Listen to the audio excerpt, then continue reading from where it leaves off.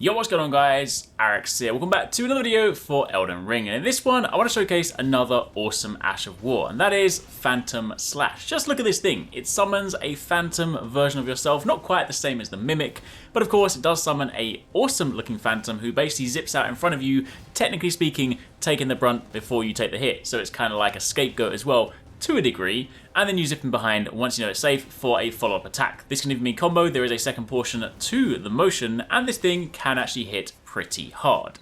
As an additional bonus, the Phantom itself has some pretty good tracking to the point where it can even fly into the sky, so if you are fighting things that are pretty tall, maybe even out of reach for you, your Phantom will at least be able to sneak in a hit. So if you guys want to learn a bit more about this Ash of War and you want to find out where you can get it, then let's go over the details. If you guys do enjoy this, a like would be super appreciated. Comment down below if you have any questions, let me know if you tried this out for yourself.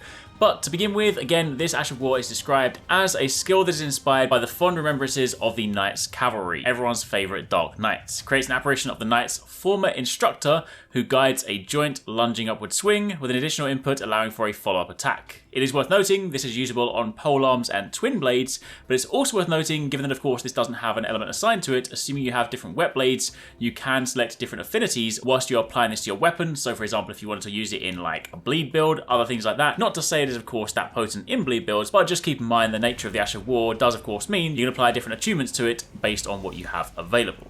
So if you guys want to get this one, you need to turn your attention to the Forbidden Lands Site of Grace. This one of course is at the very beginning when you make your journey to the mountaintops of the giants, and you then also need to make sure that it is nighttime because of course in order to fight any of the Knights Cavalry, it's kind of in their name, it has to be nighttime. And then from here you simply need to run down the hill. If you follow the location or the route that I'm taking right now, pretty simple. You of course run past a couple of those strong little trash mobs that can actually hit pretty hard.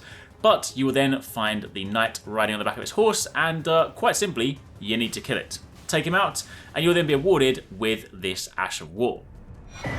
Now again, to reiterate, keep in mind this is usable just on polearms and twin blades, so of course you will not be doing this on the back of, say, katanas or other swords, which is kind of a shame. When I first saw this one, I thought it would be kind of nice if almost like the Phantom itself mirrored whatever weapon you had, almost like a lesser Mimic summon to a degree, but anyway, it doesn't work that way. This is designed for polearms and twin blades, which of course makes sense given the weapons that the Knights Cavalry use. But if you then use this one, the first one does go quite a distance. I will say, just keep in mind that sometimes the Phantom travels quite far to the point where your follow-up attack will not necessarily always close the full distance, so you can sometimes miss your target, but the first attack goes quite far, does some decent damage, then of course you have the stun potential of your follow-up attack, and then again if you put the input in again, you'll get the second overhead sweeping attack, which does some decent damage. It is of course only a 2-hit combo, so beyond that point you'll just be looping the same animation, but this is a pretty awesome Ash of War. I did use it a couple of times in PvP, unfortunately didn't record any matches, but it is quite cool because of course the Phantom itself does home in a little bit,